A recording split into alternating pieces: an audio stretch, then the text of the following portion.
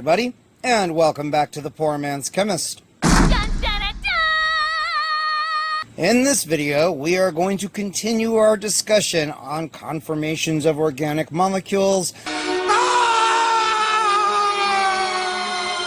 I am going to be picking the pace up a little bit. I have intentionally kept it slow in the last two videos so that everybody had a chance to wrap their minds around all of this conformation business. But now that we've laid out the basics, and hopefully you've seen it enough that you should feel comfortable with it, again, I hope, I am going to pick up the pace a little bit with our discussions from here on out in this particular area of chemistry. Now, before I get started, as usual, this project is 100% supported by viewer donations. That's why none of this has to be behind a paywall or any of that kind of bullshit. There are links in the description if you would like to support this project. If you find these videos useful, no donation is too large or too small, and all are immensely appreciated. Now, I want to start our discussion with this video with a bit of a review of the conformations of cyclohexane because it will be important, alright? Now, we established in the last video that 99% of the time, cyclohexane is in the chair conformation, alright? And why is this the case? Well, in the boat conformation, we have these 1,4 diaxial interactions. All right, you'll notice that I'm calling these 1,4 diaxial interactions and not just 1,4 interactions like in the last video. There's a reason for that, and we're going to talk about it. You'll remember that the textbook called these flagpole interactions, but on this channel we went with a better analogy, and instead I called these non-homo schlong interactions. Okay, so that makes this a 1,4 diaxial non-homo schlong interaction on this channel. Just know that in polite society you would just call it a 1,4 diaxial interaction, okay? And everybody would know what you were talking about. But here, as usual, we will be using mild vulgarity and crude humor in order to burn things into your mind. Alright? Besides, it's not that bad. I mean, come on. You can go hang out, with some truckers for half an hour and you'll hear 100 times worse than this shit. Now, so you'll notice that with cyclohexane, there are two equivalent chair conformations, all right? Now, I know, all you got to do is rotate this one 180 degrees and it will perfectly line up with this one. But they are, in fact, different. In this one, this carbon here is pointing down, and this one, it is pointing up, all right? This whole sequence of events here is called a ring flip, all right? And it's exactly what it says on the tin. The part that was pointing up is now pointing down. The parts that are pointing down are now pointing up. Alright? So you have your cyclohexane. It's in one particular chair conformation. Goes half chair, twist boat, boat, twist boat, half chair, chair, and now the ring has completely flipped around. Again, in cyclohexane, this doesn't really matter much. However, once you start sticking things onto cyclohexane, this starts to make a difference, alright? And again, 99% of cyclohexane is in the chair conformation because there are basically no non-homo schlong interactions and everybody's at the titty bar. So everybody's happy. Yes, I know that's a little straight guy centric, but we're going to go with it. Alright, now we're going to talk about substituted cyclohexanes, axial and equatorial hydrogen groups. Alright, so it says here, the six-membered ring is the most common ring found among nature's organic molecules. For this reason, we shall give it special attention. We have already seen that the chair conformation of cyclohexane is the most stable one and that it is the predominant conformation of the molecules in a sample of cyclohexane. The chair conformation of a cyclohexane ring has two distinct orientations for the bonds that project from the ring. These positions are called axial and equatorial as shown in here, okay? These are your axial bonds. They are the ones that stick up from the plane of, or down from the plane of the ring. Equatorial is exactly like it sounds. They're arranged around the periphery of the ring. Now you'll notice this is a consequence of tetrahedral bonding, okay? You can see it really clear in this one here. See the tetrahedron here? See that? All right. Well, it's like that for all of these fuckers here, okay? So you're going to have one hydrogen that's going to stick out one way and one that's going to stick out another way, okay? Everybody see that? Now, when cyclohexane ring undergoes a chair-chair conformational change, a ring flip, all of the bonds that were axial become equatorial, and all of the bonds that were equatorial become axial, okay? Now you can see that right here where they color-coded it. See? In this one, they're all these red ones are axial. You have a ring flip, and now they are all equatorial. See that? And here, with ball and stick models, everything that was axial becomes equatorial. Everything that was equatorial becomes axial when you have a ring flip. Okay? Now, they even give you some rules here on how to draw these chair conformational structures, all right? A few guidelines. So they tell you that sets of parallel lines define opposite sides of the chair. Notice, too, that equatorial bonds are parallel to ring bonds that are one bond away from them in either direction. See that? See that? When you draw chair conformational structures, try to make the corresponding bonds parallel in your drawings.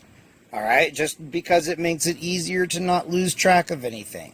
When a chair formula is drawn, as shown in figure 4.18, so this fucker here, the axial bonds are all either up and down in a vertical orientation.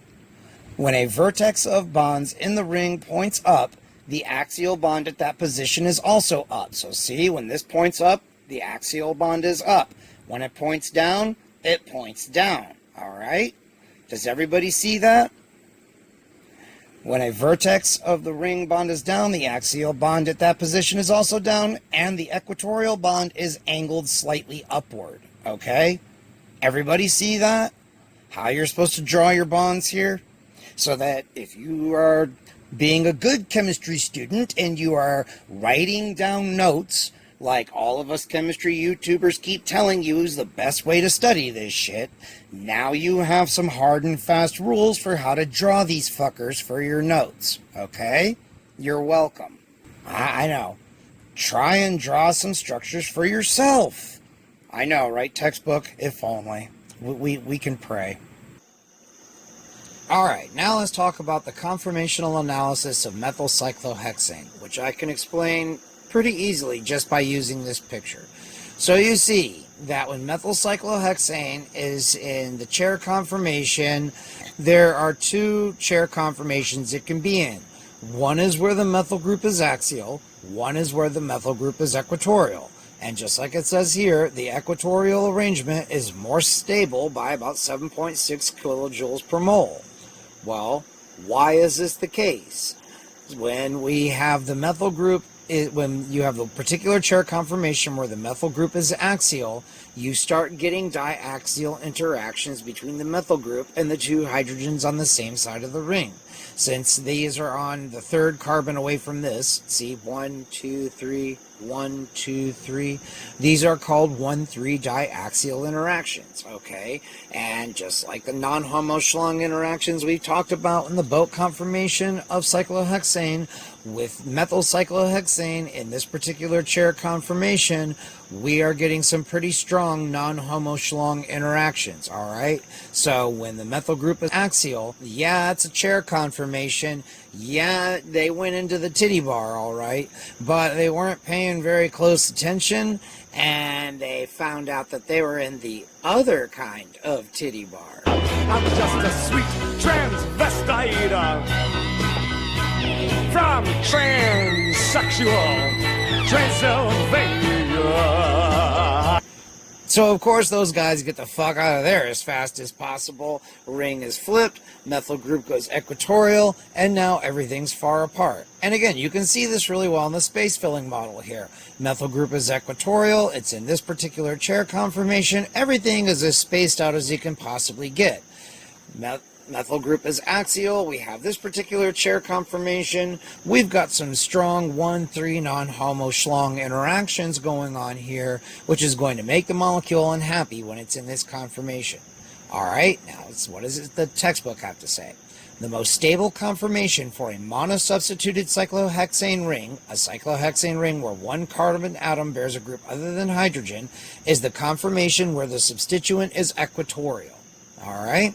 Studies indicate that conformation 2 with the equatorial methyl group is more stable than conformation 1 with the axial methyl group by about 7.6 kilojoules per mole. Thus, in the equilibrium mixture, the conformation of the methyl group in the equatorial position is the predominant one, constituting about 95% of the equilibrium mixture.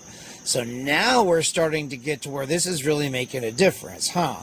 You know, now not only do we know that more than about 99% of our methyl cyclohexane is going to be in a chair conformation, just like with regular cyclohexane, now we can say that 95% of that time it is in this particular chair conformation. All right, this effect only becomes more dramatic the more bulky these groups become. Studies done with models of the two conformations show that when the methyl group is axial, it is so close to the two axial hydrogens on the same side of the ring that the dispersion forces between them are repulsive. This type of steric strain, because it arises from an interaction with an axial carbon on carbon, or an axial group on carbon 1 and an axial hydrogen on carbon 3 or 5, is called a 1,3 diaxial interaction. Studies with other substituents show that there is generally less repulsion when any group larger than hydrogen is equatorial rather than axial. The strain caused by a 1,3 diaxial interaction in methyl cyclohexane is the same as the strain caused by close proximity True international average of pressure of the hydrogen atoms of methyl groups in the gauche conformation of butane. Recall that the interaction in gauche butane, called for convenience a gauche interaction, causes gauche butane to be less stable than anti-butane by 3.8 kilojoules per mole. We talked about that 2 videos ago, and you can see it here in case you've forgotten. Remember, we're looking down the 2,3 carbon bond axis here. So this is carbon 1, this is carbon 4 of butane. And this has rotated around so that this is about 60 degrees away from this, all right? Once it goes further than this, it will become eclipsed, right? So, this is the gauche conformation of butane. Now, you can see here with methyl cyclohexane, you are getting similar interactions going on. So, they are also calling this a gauche fucking interaction. All right, that's all you need to know, is this is what a gauche interaction is. It is just a type of non-homo Schlong interaction, okay, where you have a repulsive van der Waals forces at work. All right, now we are going to talk about 1,3 diaxial interactions of a tert-butyl group. This is really easy. I can summarize this, mostly just looking at the pictures here. So you see we have a tert-butyl group on cyclohexanes. This is tert-butyl cyclohexane. When the tert-butyl group is axial, we have some serious 1,3 diaxial non-homo Schlong interactions going on here. Okay? So tert-butyl cyclohexane is not happy at all with the tert-butyl group being axial. However, when it's equatorial, you can see the amount of non-homo Schlong interactions has been greatly reduced. All right? The textbook says that the difference between the conformation, the chair where the tert-butyl group is axial versus where it's equatorial, is 21 kilojoules per mole. So it is definitely more stable when it's equatorial. And it says here, this large energy difference between the two conformations means that at room temperature, 99.99% of the molecules of tert-butyl cyclohexane have the tert-butyl group in the equatorial position. The molecule isn't conformationally locked, so it still flips from one chair to another.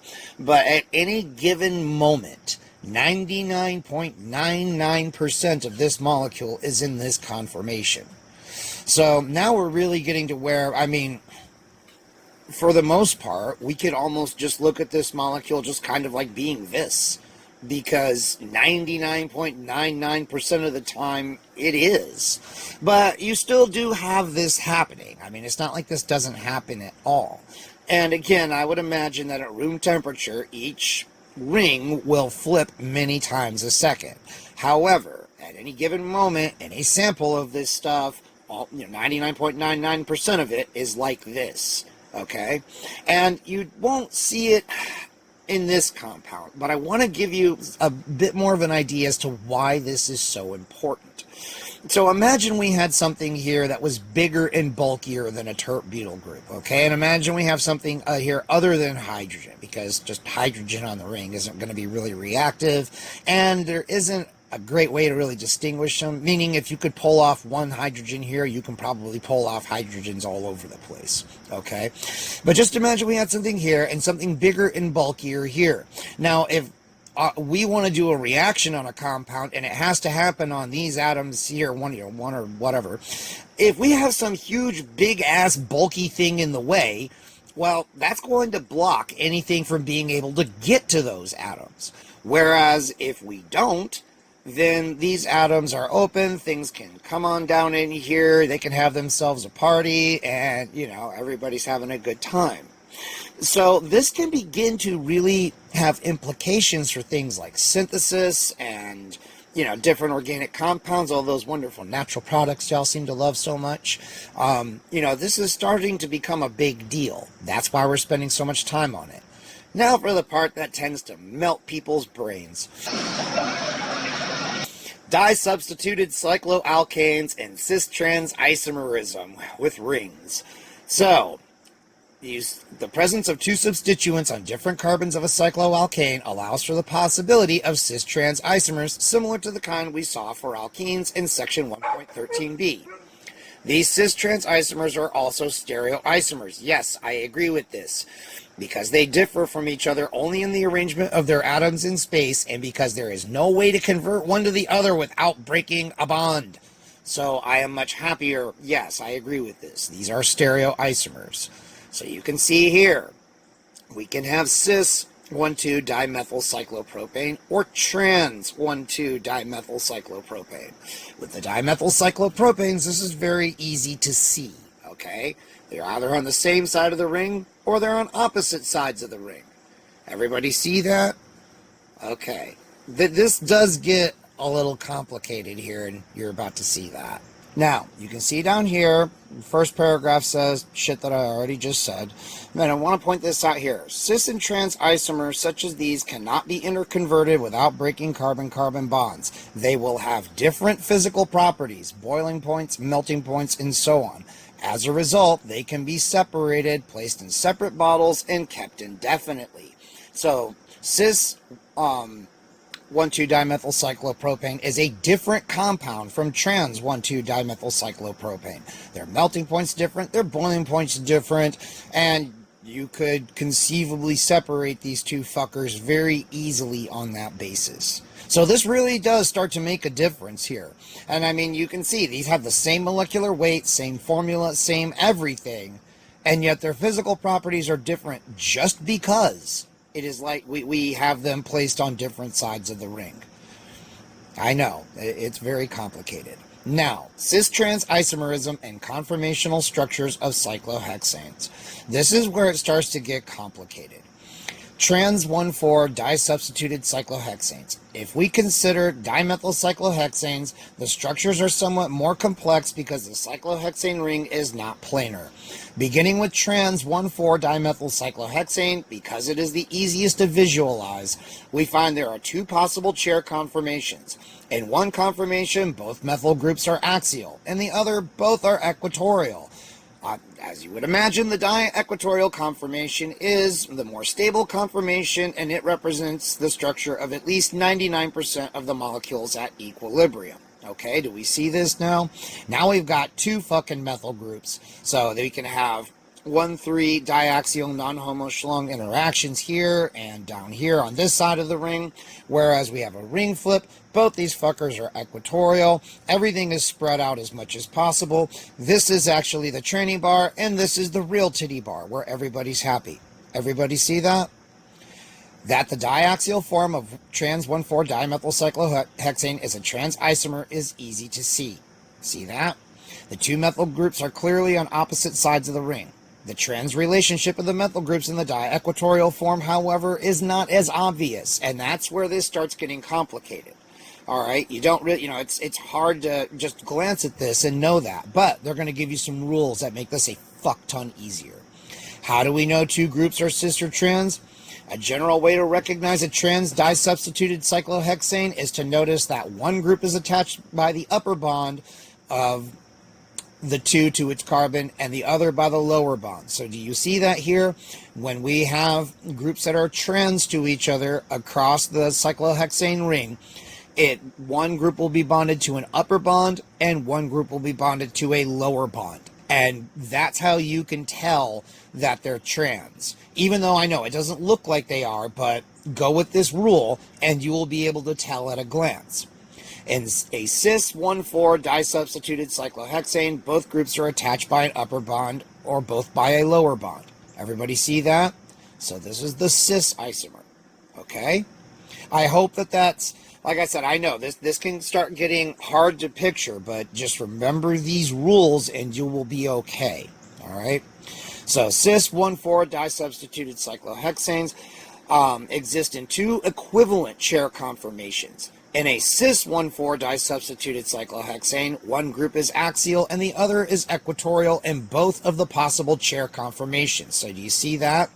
This one's equatorial, this one's axial, then it flips, this one's axial, and this one's equatorial. And because of this, the molecule is not going to prefer one or the other. Both are equally likely. So the 2 conformations of cis-1,4 disubstituted cyclohexanes are not equivalent if one group is larger than another. That's important. Consider cis-1-tert-butyl-4 methyl cyclohexane. All right. Now we've got a situation where the molecule can have either a methyl group axial or a tert-butyl group axial. Which one do you think it's going to pick? It's going to want to put the tert-butyl group to make it equatorial, to get it as far away from everybody else as possible, and it's going to want to keep the methyl group axial, because it's the one that's the least hindered. There are less non-homo schlong interactions going on here with the methyl group than there will be with the tert-butyl group. Makes sense? When one ring substituent group is larger than the other and they cannot both be equatorial, the conformation with the larger group equatorial will be the more stable. All right? So again, this, more stable than this, molecule is going to prefer to be in this particular conformation because there's less non-homo schlong interactions going on there. All right. Trans 1,3 disubstituted cyclohexanes. Trans 1,3 dimethyl cyclohexane is like the cis-1,4 compound in that each conformation has one methyl group in an axial position and one methyl group in an equatorial position. The following 2 conformations are of equal energy and are equally populated at equilibrium. Okay? So again, when one is equivalent to the other, it's not going to prefer one over the other because there's no difference between the 2. All right? Unfortunately for this poor molecule, there are going to be some non-homo schlong interactions going on no matter what it does, okay? It's not at the titty bar. Now it's in prison, all right? And it just doesn't have a choice. You know, but Bubba told him to drop the soap, and it's either get a backside pounding or get your face pounded, you know? And you're damned if you do, you're damned if you don't. Now, the situation is different for trans 1-tert-butyl-3-methyl cyclohexane because the 2 ring substituents are not the same. Again, we find that the lower energy conformation is that with the larger group equatorial. I know. The hardest part about this is visualizing it. Understand why it prefers one over another is actually pretty easy. Cis-1,3 disubstituted cyclohexanes. Yes, we're going to go through all these fuckers. Cis-1,3 dimethyl cyclohexane has a conformation in which both methyl groups are equatorial and one in which both methyl groups are axial. As we would expect, the conformation with both methyl groups equatorial is the more stable one. Now, trans 1,2 disubstituted cyclohexanes. Trans 1,2 dimethyl cyclohexane has a conformation in which both methyl groups are equatorial and one in which both methyl groups are axial. Again, the one where they're both equatorial is the more stable one. Yeah, they're still kind of close to each other here, but there's no 1,3 non-homo schlong interactions going on there. Okay? Everybody see that? I hope. Cis-1,2 disubstituted cyclohexane. Cis-1,2 dimethyl cyclohexane has one methyl group that is axial and one methyl group that is equatorial in each of its chair conformations. Thus, they are of equal stability and equally populated. Everybody's starting to see the trend here, I hope. Okay, bicyclic and polycyclic alkanes. Many of the molecules we encounter in our study of organic chemistry contain more than one ring, like again, many of your favorite natural products. One of the most important bicyclic systems is bicyclo-4,4,0-decane, a compound that is usually called by its common name decalin. Alright, here you go. It's just a bridged dicyclohexane ring system. See that? That's all it is. Very, very simple. You just basically linked up two rings together. Okay. I think you guys can see that. Now, it shows cis-trans isomerism. So in cis-decalin, you can see we have both of these hydrogens here on the same side. In trans-decalin, it's on opposite sides. And as you can see, this has massive implications for the shape of the molecule. Alright? This is why many of your favorite drugs take the shapes that they do. Are we starting to understand why this is important? In cis-decalin, the two hydrogen atoms attached to the bridgehead carbon atoms lie on the same side of the ring. So here we have it with the wedge diagrams. Very easy to see, right? In trans-decalin, they are on opposite sides. We often indicate this by writing their structures in the following way. Okay? Everybody see that? All right. Simple rotations of group about carbon-carbon bonds do not interconvert cis and trans decalins. They are stereoisomers and have different physical properties. So here again, the different melting points, different boiling points, you can separate these two based on their different physical properties, even though they have the same number of atoms, the same types of atoms, and the same basic bonding structure, but they are different in their arrangement of atoms in three-dimensional space. Okay? But again, it's very easy to remember. If they're on the same side, they're cis. If they're on opposite sides, they're trans. Adamantane is a tricyclic system that contains a three-dimensional array of cyclohexane rings, all of which are in the chair form. See that? That's pretty cool, right? Now, come down here to chemical reactions of alkanes. I know, you guys have made it through talking about a lot of these conformations. Now we're going to give you a little taste of chemistry before we finally close out this fucking chapter. Alkanes, as a class, are characterized by general inertness to many chemical reagents. Okay? That is really important. Alkanes are pretty much chemically inert. This is why I keep tinkering with the idea of using propane as an inert gas. If you could scrub all the other crap out of it and you just had, reasonably pure propane, it should be both very heavy and very chemically inert. I haven't been able to actually get it to work yet, but that's more because of problems with the purification steps, not because I think the idea doesn't have merit. Of course, it's flammable, so there is that downside.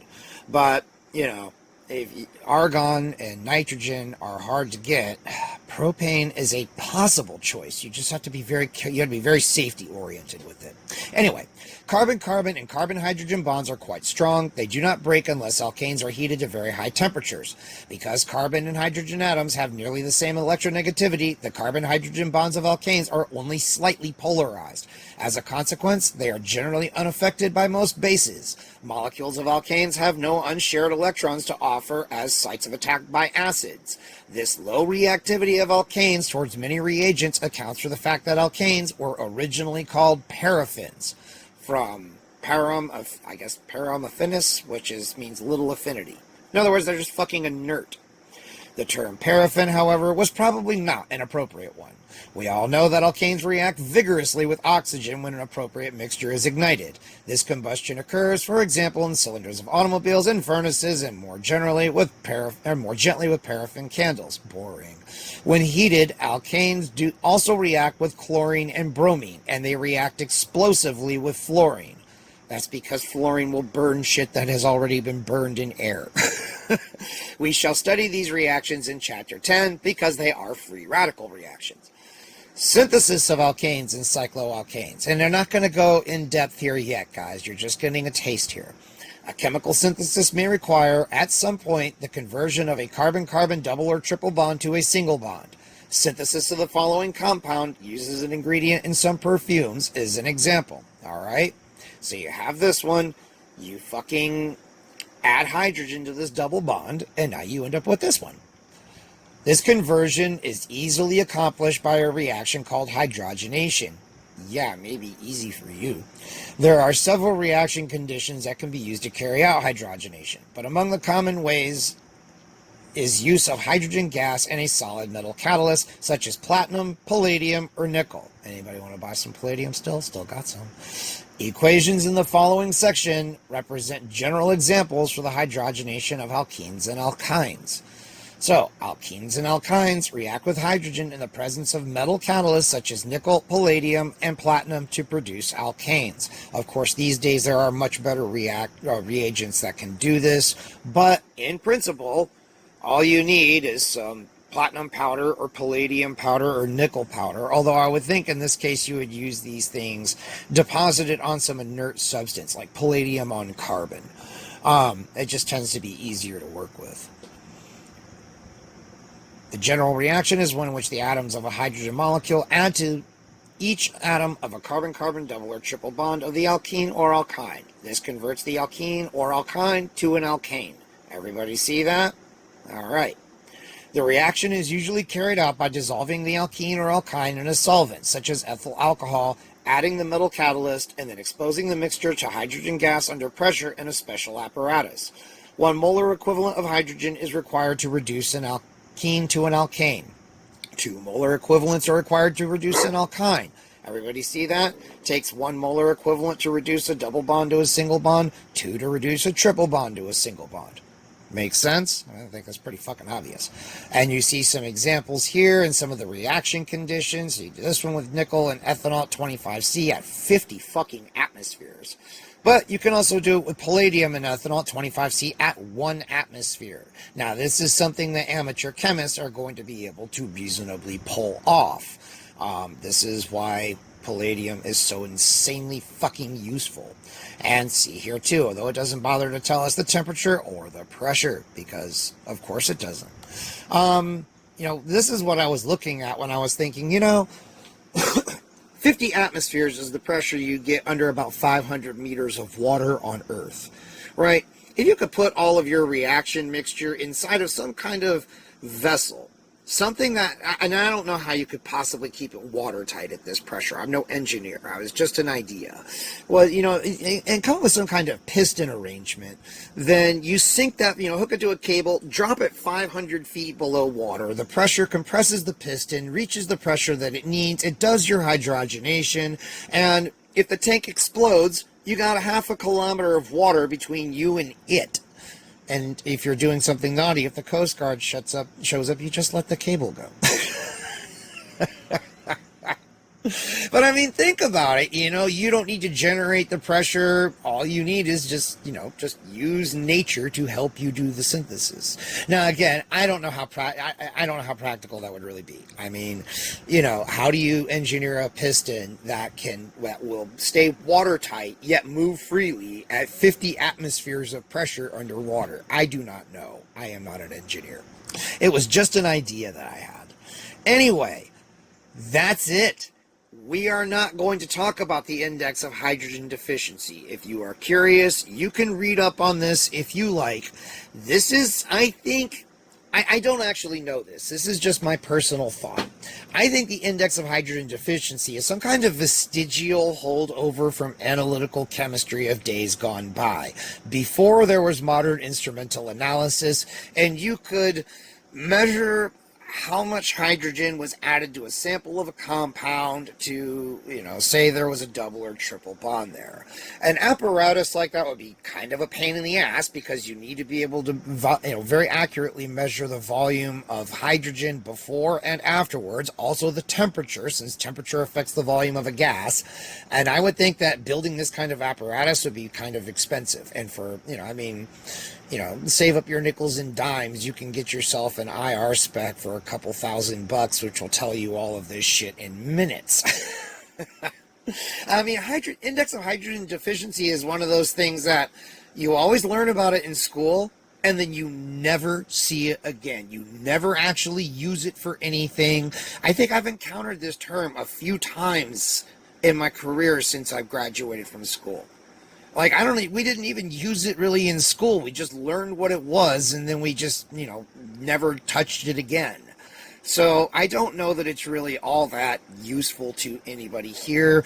Again, of course I encourage you to read it by yourself, but we spent enough time on chapter 4. I mean, I'm not going to sit here and go over stuff that we're not really going to use in the future. So, yes, for the first time in this course, I am giving you some homework. Read this section on your own. If you have questions, of course, ask them and I will answer them. But, guys, we're not going to mess with something that's not going to be useful or really come up ever again. It's just kind of academic at this point. So there you go. You've done it. You've made it through chapter 4. Hallelujah. We are now going to pick up chapter 5 with stereochemistry. Now, there is a little special topic here. I want to scroll down till I get to it. Eventually, one of these days, it is way the fuck on down here. Yes, we have a little section on NMR. I'm going to save my discussion for NMR for later. I'm going to save my discussion of NMR for later, guys.